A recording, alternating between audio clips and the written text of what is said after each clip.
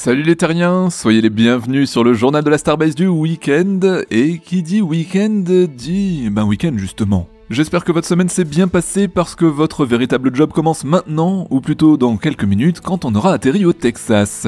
Et ouais, je ne perds pas le nord, j'ai toujours besoin de mon équipe d'inspecteurs des travaux, histoire de respirer l'air pur en provenance du golfe du Mexique, tout en observant minutieusement les chantiers au sein de la Starbase. Les derniers préparatifs du troisième vol sont en cours et le S-28 semble accuser quelques retards, mais nous verrons cela dans quelques instants. Tandis que le programme Starship suit son cours, que certaines s'improvisent guides touristiques sur la fameuse Highway 4, d'autres prévoient de construire un immense parking au beau milieu du site de production. Bref, vous l'aurez compris, je vais avoir besoin de votre œil de lynx. Allez, c'est parti, on décolle pour Boca Chica.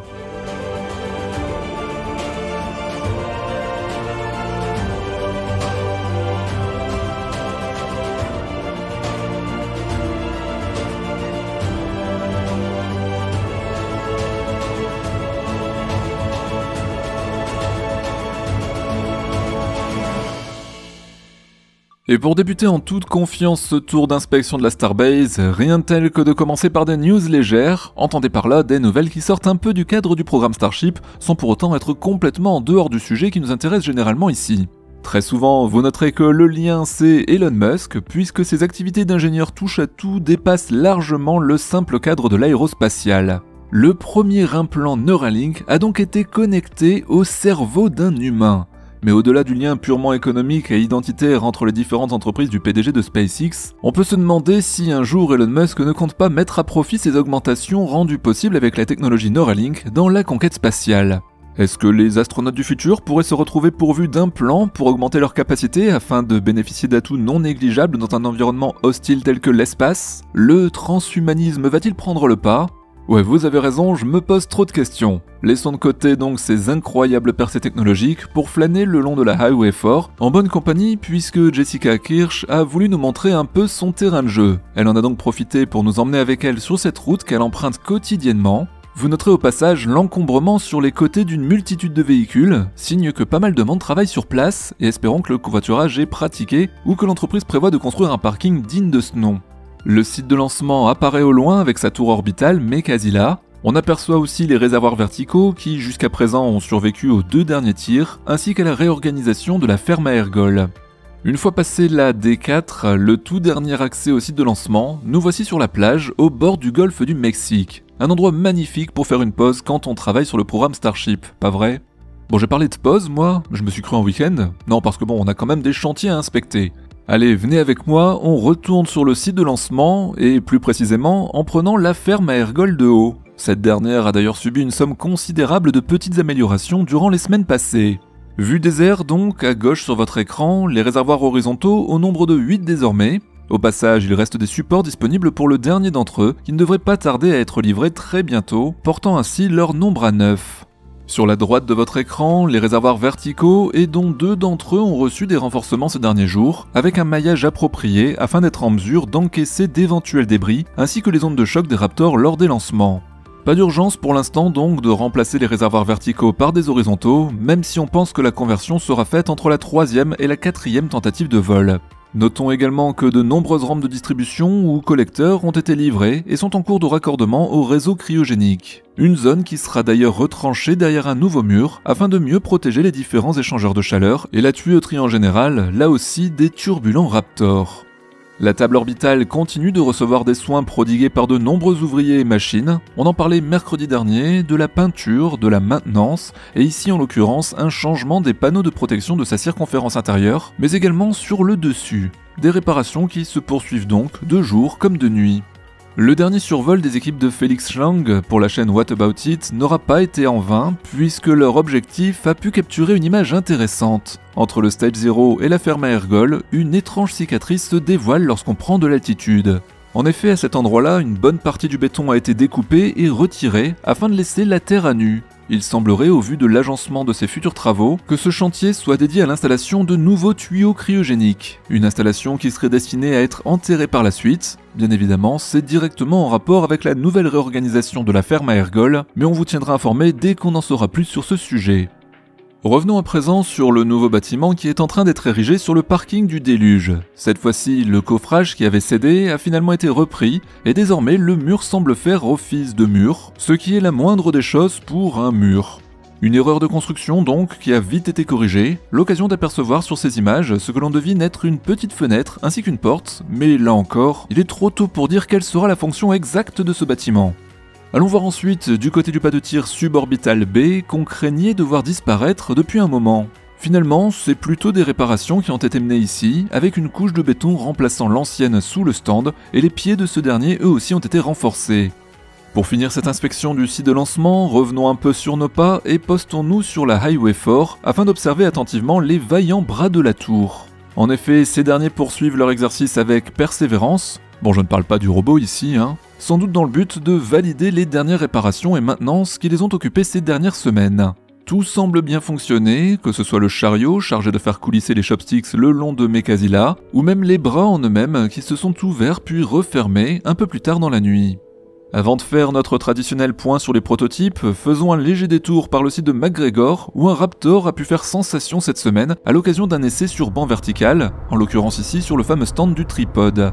Un test particulier à la fois pour sa durée, soit environ 3 minutes, mais aussi pour le fait que le moteur était équipé d'unités électriques qui permettent à ce dernier d'être orientable. Cela a donné lieu, comme vous le voyez, à quelques manœuvres pendant la mise à feu, un test qui s'est parfaitement bien déroulé et qui promet de belles choses à l'avenir.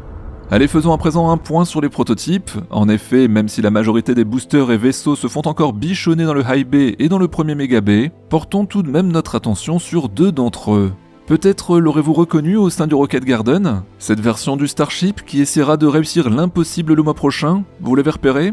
Eh oui, je veux bien sûr parler du S-28 qui, après 3 semaines passées dans le High Bay, a contre toute attente été transporté, soulevé puis déposé délicatement sur le stand d'installation moteur du Rocket Garden en lieu et place du S-26.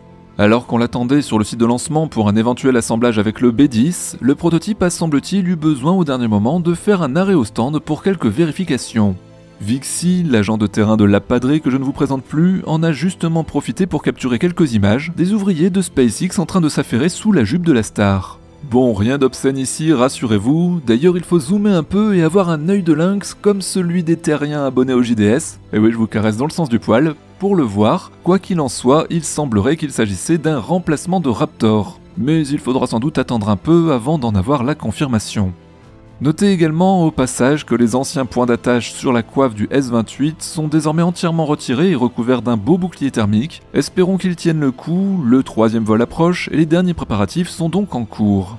Ceci dit, pas d'inquiétude puisque la relève est assurée. En effet, juste à côté, dans le second Mega Bay, le S-29 qui est toujours assis sur le stand d'installation moteur est resté bien discret ces derniers temps, même s'il compte bien montrer de quoi il est capable lors du 4e vol. Bref, on a hâte de le voir débuter sa campagne de test. Dans la famille Booster, je voudrais le B13 s'il vous plaît, un premier étage qui est en très bonne voie de finalisation. Dans la nuit de lundi à mardi dernier, les 2 réservoirs à CO2 du booster, qui pour rappel sont chargés d'expulser des gaz stagnants dans les compartiments moteurs et qui seront glissés sous les ailerons du monstre d'acier, ont été brièvement aperçus à leur arrivée sur le site de production avant d'être hissés par une grue et de disparaître au sein du premier Mega Bay. Le pont roulant a ensuite soulevé le tandem et l'installation a eu lieu à l'abri des regards indiscrets. Bref, il ne lui manque plus qu'une couronne, des chaussons Raptor et une campagne de test pour prétendre lui aussi à une future tentative. Bon, et puisqu'on est sur le site de production, sachez que le B13 sera sans doute le dernier des boosters à exhiber les différentes phases de son assemblage devant les yeux curieux des observateurs de la Starbase. Et oui, car les travaux de la porte du premier Mega Bay se poursuivent inlassablement pour les mêmes raisons que nous évoquions mercredi dernier, à savoir la corrosion que provoque inlassablement l'air marin en provenance du golfe du Mexique, les intempéries, le soleil de plomb du Texas qui chauffe à blanc l'acier des prototypes, sans compter les différentes poussières et autres grains de sable portés par le vent. Bref, il faudra bien protéger tous ces petits nouveaux pour mettre le maximum de chance de leur côté lorsqu'ils s'aventureront en orbite. Une question cependant me taraude, est-ce que cette version de porte sera temporaire, c'est-à-dire à terme remplacée par une autre, rigide cette fois et définitive, un peu comme celle qu'on peut apercevoir au KSC ? Si, comme moi vous aimez parier, eh bien les pronostics sont ouverts en commentaire. Les derniers survols par les équipes de NASA Spaceflight ou de Mauricio pour la chaîne de RGV Aerial Photography montrent clairement que le ring yard, la partie entrepôt réservée au stockage des segments et autres coiffes de vaisseaux, a été complètement vidé, nettoyé pour laisser place nette. Ces derniers auraient été rangés derrière le high bay.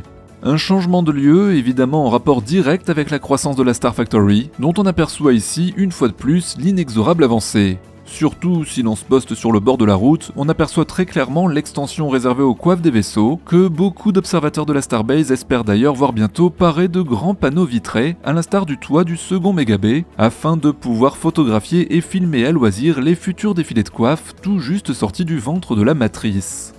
Avant de quitter les lieux, sachez qu'une info est tombée dernièrement, relayée en premier par la chaîne What About It, dont vous trouverez le lien en description. Il semblerait que SpaceX projette de faire construire, derrière les gigantesques hangars de son site de production, un non moins gigantesque parking de 25 000 m². Rien que ça. Bon, vous me direz, vous avez vu le nombre impressionnant de véhicules stationnés un peu n'importe comment le long de la Highway 4, alors que nous nous promenions en voiture avec Jessica? Ce n'est donc pas du luxe, bien au contraire. Mais pas uniquement le long de la route, puisqu'à l'intérieur des enceintes des différents sites, les employés peinent à trouver de la place.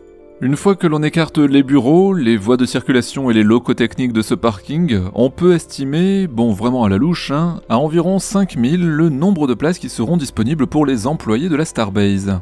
Cela répond peut-être déjà en partie à la question que certains d'entre vous se posaient en commentaire récemment, à savoir combien d'employés compte la Starbase.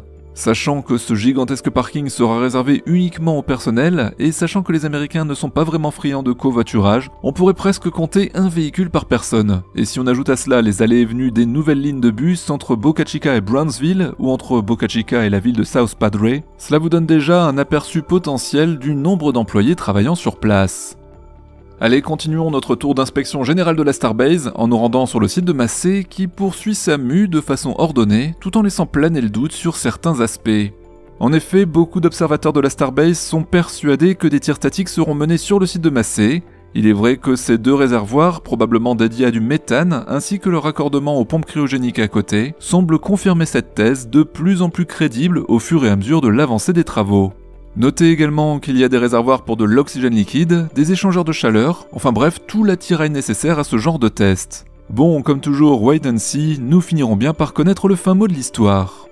En attendant d'en avoir le cœur net, poussons un peu plus loin sur la Highway 4 afin de visiter un nouveau lieu qui s'intégrera probablement sans grande difficulté aux 4 autres sites de la Starbase.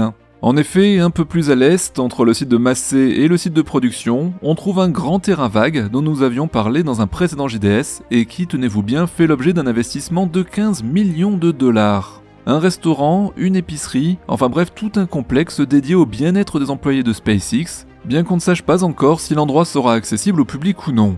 Toujours est-il que les équipes de Boca Chica seront contentes de ne pas avoir à faire la route jusqu'à Brownsville à chaque fois qu'elles ont une pause ou pour manger entre midi et 2. Bon, puisqu'on parle de Brownsville justement, finissons ce tour d'inspection par ce fameux port où on attend toujours patiemment le 7e segment de la 2e tour de Boca Chica. Nous avons de bonnes raisons de croire que ce retard est bien dû à une question de logistique. En effet, probablement que les équipes de SpaceX attendent d'avoir plusieurs sections et rapatrier aussi les bras de la tour, leurs chariots ainsi que le QD-Arm, toujours entreposés à même le sol au KSC, avant de les transporter en un seul convoi jusqu'au Texas. Affaire à suivre, mais une chose est certaine, les prochains mois au sein de la Starbase risquent d'être passionnants. Voilà les terriens, encore un grand merci pour votre participation 2 fois par semaine au fameux tour d'inspection des chantiers du programme Starship.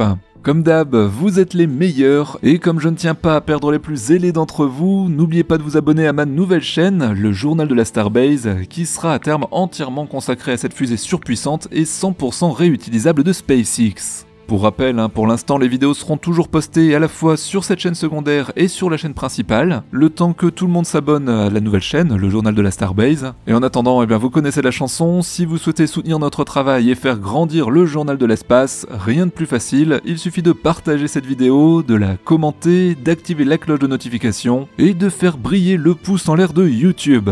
Allez, je vous souhaite un très bon week-end et quant à nous on se retrouve dès lundi prochain pour de la pure culture spatiale. À très bientôt les terriens.